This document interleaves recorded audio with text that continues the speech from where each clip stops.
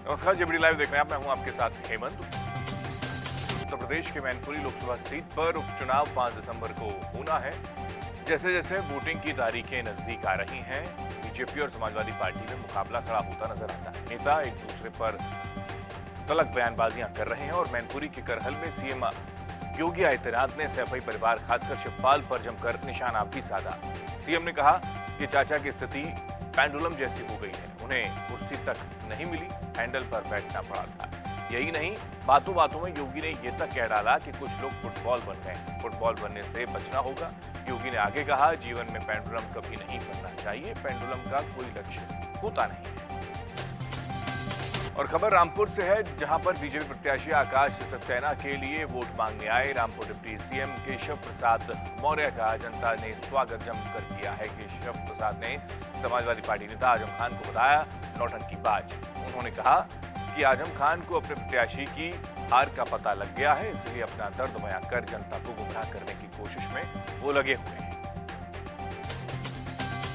सुल्तानपुर में अयोध्या प्रयागराज बाईपास पर गोमती नदी पुल की धीमी गति से मरम्मत होने से नाराज बीजेपी के विधायक और पूर्व मंत्री रहे विनोद सिंह का पारा गर्म हो गया। इस दौरान उन्होंने न सिर्फ संबंधित अधिकारियों को फटकार लगाई, बल्कि जल्द से जल्द पुल की मरम्मत के आदेश भी दे दिए हैं। रेलवे जंक्शन से मैनपुरी संसदीय सीट के समाजवादी पार्टी के उम्मीदवार डिंपल यादव के पक्ष में चुनाव प्रचार करने पर मुकदमा दर्ज हो चुका है। मुकदमा रेलवे की तरफ से अज्ञात लोगों के खिलाफ आईपीसी की कई धाराओं में दर्ज किया गया है। हम आपको बता दें कि रेलवे इंक्वायरी काउंटर पर तैनात कर्मी वंशा मुंडा की तहरीर पर यह एफआईआर दर्ज करवाई गई। इस मामले में रेलवे विभाग की तरफ से जांच की जा रही है। अधिकारियों का कहना है कि इस मामले में दोषी लोगों को बख्शा बिल्कुल भी नहीं जाएगा। और यूपी के रामपुर में हो रहे उपचुनाव में समाजवादी पार्टी के दिग्गज नेता यानी कि आजम खान का एक बयान फिर से चर्चा का विषय बन चुका है। आजकल वो जो भी बयान देते हैं उसमें उनका दर्द साफ झलकता है। अब सपा के पूर्व विधायक का एक और वीडियो वायरल हो गया। इसमें आजम खान रोते हुए बोल रहे हैं कि इस्लाम में खुदकुशी हराम है, इसलिए मैं जिंदा हूं। आजम खान ने यह भी कहा कि मेरी मौत चाहते हो तो मार लो मुझे यहाँ गोली मार दो, खुदा की कसम वो मौत मेरी जिंदगी की तकलीफों से सस्ती होगी। वरुण गांधी ने एक बार फिर से महंगाई के मुद्दे पर ट्वीट करते हुए अपनी ही सरकार को घेरने की बात कह डाली है। उनके बगावती तेवर अब साफ नजर आने लगे हैं। सांसद वरुण गांधी ने एक ट्वीट करके उसमें लिखा है कि पिछले एक दशक में आम किराने का दाम लगभग 68% तक बढ़ गया है। गैस सिलेंडर, पेट्रोल, डीजल से भी लेकर बिजली, पढ़ाई और दवाई तक महंगाई इसमें होती नजर आती है। महंगाई की रफ्तार के आगे आम आदमी की चाल धीमी पड़ चली है। अपने इस ट्वीट से वरुण गांधी ने लगातार बढ़ रही महंगाई के मुद्दे पर सरकार को घेरने का जमकर प्रयास किया है।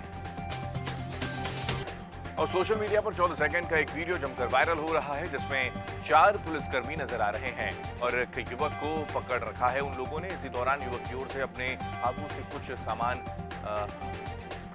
छत पर फेंका जाता है, जो दीवार से टकराकर वापस गिरता है और फिर उसे एक पुलिसकर्मी अपने हाथ में कैच कर लेता है।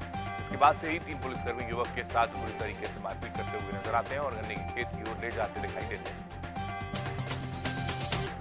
और मुरादाबाद पुलिस ने शहर के मेडविन मल्टी स्पेशलिस्ट हॉस्पिटल में घुसकर तोड़फोड़ और डॉक्टर से मारपीट करने के आरोपी समाजवादी पार्टी के पार्षद सद्दाम को गिरफ्तार कर लिया है। मारपीट में शामिल पार्षद का भाई मोहम्मद आकिब भी पुलिस के हत्थे चढ़ गया। पुलिस ने दोनों आरोपियों को कोर्ट में पेश किया, जहां पर उन्हें जेल भेज दिया गया है। पुलिस मामले में अभी तक सपा पार्षद सद्दाम पिता शफीन और उसके बेटे भाई मनीष को भी तलाश कर रही है। आज तक अपनी बिजली चोरी के कई मामले आपने सुने होंगे, देखे होंगे, लेकिन रिमोट वाली बिजली चोरी पहली बार आपने सुनी होगी। और औरैया जिले में बिजली चोरी करने का एक ऐसा अनोखा मामला सामने आया कि जहां पर बिजली विभाग को बिजली चोरी की सूचना तो कई बार मिली, लेकिन पकड़ने में महीनों का समय लग गया और तब तक विभाग को लाखों रुपए का चूना लग चुका था। ये जानकारी सामने आई है औरैया से। और इसी के साथ इस बुलेटिन में इतना ही। देश में तमाम खबरों के लिए आप बने रहिए हमारे साथ। नमस्कार।